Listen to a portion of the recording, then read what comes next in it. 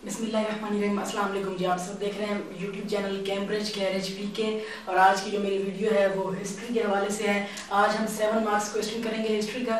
तो जो आज की वीडियो है उसमें हम देखेंगे कि 7 मार्क्स क्वेश्चन को अटेम्प्ट कैसे करना है और इसमें हम एक एग्जांपल लेंगे और उसके बाद हम इसको सॉल्व करने का इसका तरीका देखेंगे, जो कि कैम्ब्रिज की मार्किंग स्कीम्स है और जो कि कैम्ब्रिज आपसे डिमांड करता है अपने पेपर में 7 मार्क्स के क्वेश्चन में। तो आज की वीडियो में यही सब कुछ होगा।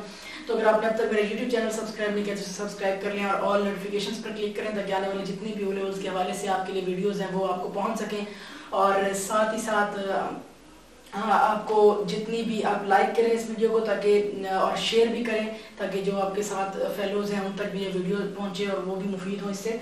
तो जो आज की वीडियो है इसमें हम 7 मार्क्स को देखने वाले हैं। तो मैं नहीं समझता कि जो भी बच्चा है, जो भी स्टूडेंट ये क्वेश्चन कर रहा है वो इस वीडियो को देखे बगैर इतना अच्छा अपना क्वेश्चन कर पाएगा, क्योंकि जो आप जब भी ओ लेवल्स में एंटर होते हैं तो आप एंटर होते साथ ही आपको जो टीचर है वो एक क्वेश्चन दे देते हैं 4 मार्क्स 7 मार्क्स और 14 मार्क्स का कि नोटबुक में करो, नोट्स बनाओ। तो जब तक आप इस लेवल पर नहीं होंगे आप नोट्स कैसे बनाएंगे, क्योंकि वही नोट्स आपने अपने टेस्ट में, अपने एग्जाम्स में और अपने कैम्ब्रिज के जब आपके पेपर आने हैं तब वही नोट्स इस्तेमाल करने हैं। तो आपके लिए बहुत ज़रूरी है कि आपको पता होगा किन बातों का ख्याल रखना है हमने आंसर लिखते हुए और असल टू दी पॉइंट रहना है हमने जब भी अपना क्वेश्चन लिखना है।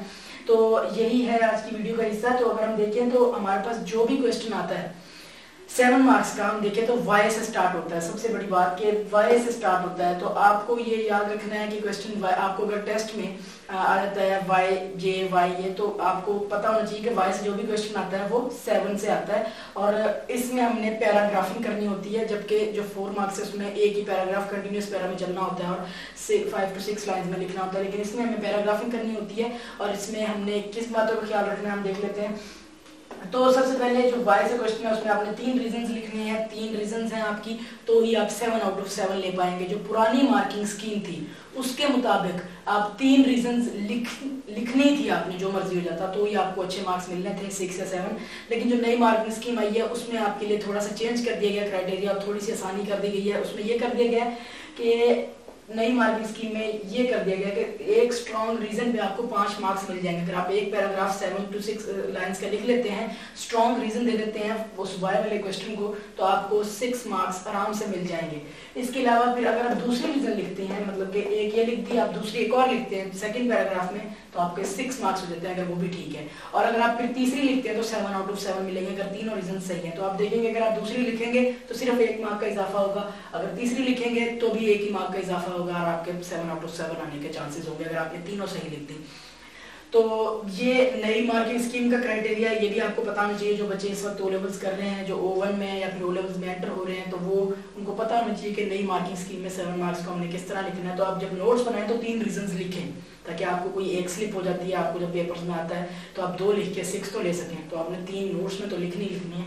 और उसके अलावा जो हमारे पास मार्किंग स्कीम है उसमें लेवल्स दिए गए होते हैं, ये वाले हमने इन लेवल्स पर रहकर लिखना होता है, लेवल 1, लेवल 2 और लेवल 3। और उस पे मार्किंग स्कीम में एग्जामिनर को बताया होता है कि लेवल 3 पे आपने 7 आउट ऑफ 7 देने हैं या 6 आउट ऑफ 7 देने हैं। तो ये आपको वहाँ पे बताया गया होता है एग्जामिनर को। और अगर लेवल 2 का लिखते हैं तो आपको पता ही है 1 पे सबसे पुअर होगा, 2 पे उससे थोड़ा सा अच्छा होगा, 3 पे वेल एंड गुड होगा आंसर।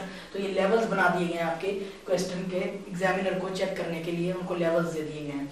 तो ये लेवल्स कैसे हैं, इस वीडियो के 2 पार्ट्स हैं। तो अगली वीडियो में हम जब हम इसको मॉडिफाई करेंगे क्वेश्चन को तो ये लेवल्स पे आएंगे, फिर ये लेवल्स आते हैं। उससे पहले हम एक एग्जांपल ले लेते हैं। एग्जांपल ये है कि why British able to take over India. ये 7 मार्क्स का आ चुका है पास पेपर्स में ये क्वेश्चन। तो अगर हम इसकी अब हमारे पास आ जाता है तो हमने सबसे पहले क्या करना है कि व्हाई से क्वेश्चन है British able to take over India.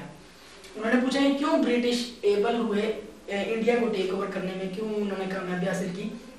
तो इसमें हमने कोई साइंस कोई बड़ी स्टोरीज में लिखने लग जाने कि कब आए, क्या किया उन्होंने, कुछ ऐसा नहीं लिखना, कोई ना पीछे से बैकग्राउंड देना ना कोई आगे से बताना है, टू दी पॉइंट रहना आंसर में। और आपने सिर्फ 3 रीजंस आपको आती है तो तीनों लिखनी है। सबसे पहली रीजन हमेशा स्ट्रॉन्ग देनी है जो कि सबसे अप्रोप्रिएट है इस आंसर के, इस क्वेश्चन के लिए, तो वो है battle of Plassey. Battle of Plassey से सबसे इसकी जो है स्ट्रॉन्ग रीज़न है, अगर आप इसको लिखते हैं इस पूरे रीज़न को कि क्या हुआ बैटल ऑफ प्लासी में और कैसे ब्रिटिश ने इससे कितना फ़ायदा हासिल किया, तो आपको 6 यकीनन मिल जाएंगे मार्क्स। तो ये जो है बैटल ऑफ प्लासी पहली रीज़न है। इसमें आपने क्या लिखना है कि in 1756 Sirajuddaula was encouraged by French to attack EIC base at Calcutta. तो ये आपने लिखना है और इसमें आपने बता देना है कि फिर क्या हुआ कि मीर जाफर ने जब इसने अटैक किया सिराजुद्दौला ने, तो फिर उसके बाद रॉबर्ट क्लाइव तब तो डिफीट हो गया, तब तो उन्होंने कलकत्ता को कैप्चर कर लिया। लेकिन उसके बाद साल ही में ही क्या हुआ, एक ही साल के अंदर हमारे पास दोबारा रॉबर्ट क्लाइव ने मीर जाफर की ट्रेजेडी के साथ, जो कि सिराजुद्दौला का एक जनरल था, उसको अपने साथ मिलाया, अंदर की कहानियाँ हासिल की। तो उसके बाद उन्होंने अटैक किया और सिराजुद्दौला को हरा के दोबारा ब्रिटिश ने कब्जा कर लिया और ये सबसे पहली ब्रिटिश की वॉर थी जो उन्होंने जीती थी। तो ये हमारे पास बड़ी स्ट्रॉन्ग रीजन है कि इसी की वजह से फिर ब्रिटिश का इन्फ्लुएंस इंक्रीज हुआ और वो British were able to take over India. अब मैंने इसमें आपको सिर्फ एक खाका बता दिया इस रीजन का, लेकिन जब आपने इसको लिखना है तो मॉडिफाई करके लिखना है। इसको कैसे लिखना है आपने, इसमें आपने लिखना है कि one of the reason British able to take over India was battle of Plassey, पहला सेंटेंस, फिर इसके बाद बैटल ऑफ प्लासी का पूरा बताना है, फिर एंड में भी आपने एक ऐसा सेंटेंस डालना है जो कि कंक्लूड कर रहा हो उसको, और ये मॉडिफाई होता है। तो ये जो हमने सेंटेंस डाले हैं ये अगली वीडियो में अगले पार्ट में हम डिस्कस करेंगे, और ये वर्ड बैंक भी है, ये हमने इस्तेमाल करके लास्ट सेंटेंस क्लोज करना है इस रीजन का, किसी भी रीजन का जो हम करेंगे।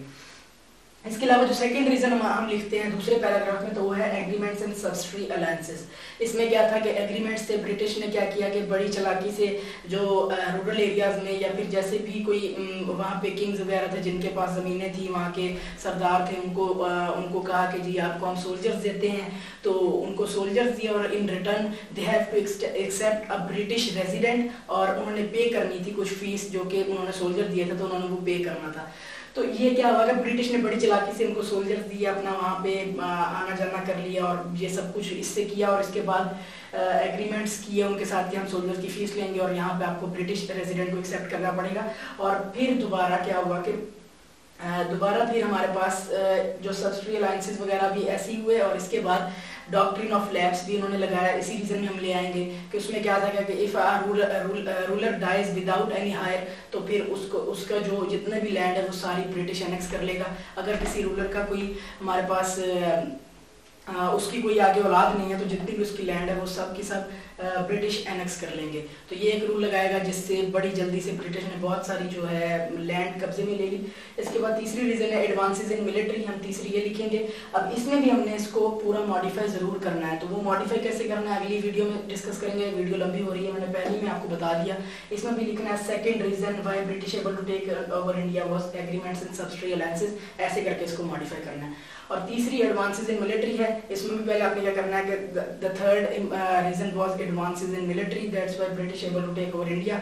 और फिर इसके नीचे आपने बताना है कि ब्रिटिश के पास उस टाइम उन्होंने इंडस्ट्रियल रेवोल्यूशन को का सामना किया हुआ था और उनके पास उस टाइम जो है वॉरफेयर टूल्स थे लेटेस्ट, और लेकिन जो ये हमारे पास जो वैसे इंडिया में जो लोग रह रहे थे उनके पास इतना कोई टेक्नोलॉजी नहीं थी, जिसकी वजह से ब्रिटिश ने अपनी बड़ी चालाकी से उनके पास ऐसे टूल्स थे कि उन्होंने वॉर्स बहुत अच्छे तरीके से जीती, और उनके पास ऐसे ऐसे जनरल से रॉबर्ट क्लाइव की तरह जिन्होंने कॉन्स्पिरेसीज की और जिन्होंने बड़ी चालाकी से विजडम से और जैसे बैटल ऑफ प्लासी जीती, ऐसी बड़ी बड़ी वॉर्स जीती और उन्होंने प्लानिंग्स के साथ चले, तो इस वजह से वो एडवांसेस इन मिलिट्री ये थर्ड रीजन बन गई। सबसे एंड में रखी ये रीजन, और ये अगर हम 3 रीजंस लिखते हैं तो हमारे पास 7 आउट ऑफ 7 फुल आने के पूरे चांसेस हैं।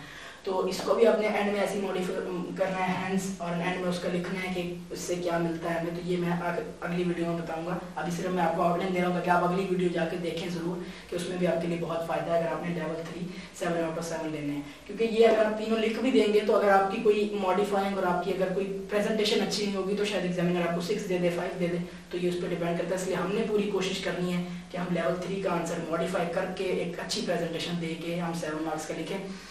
और फिर इसमें हम इफेक्ट्स और पैराग्राफिंग भी अगली वीडियो में डिस्कस करेंगे कि इफेक्ट्स क्या हैं। क्वेश्चन के अंदर जब हम कोई रीजन लिख रहे हैं तो उसके अंदर जो सेंटेंस लिख रहे हैं उसको हम डेवलप करने की कोशिश करेंगे, जैसे हम ज्योग्राफी में अपने 4 और 6 मार्क्स में डेवलपमेंट करते हैं, ऐसे इसमें भी हमने करनी होती है, करने की कोशिश करते हैं। तो हमें अगर हम थोड़ा भी कंटेंट लिखेंगे तो हमें ज़्यादा मार्क्स मिलने के चांसेस होते हैं। तो ये भी इफेक्ट्स भी अगली वीडियो में बहुत इंपॉर्टेंट पार्ट हो गया, तो आप ज़रूर देखिएगा अगली वीडियो। आज की वीडियो में ये इतना ही था इस पार्ट में, तो अगली वीडियो तक का इंतज़ार कीजिएगा। अपना बहुत सारा ख्याल रखिएगा। अल्लाह हाफिज़।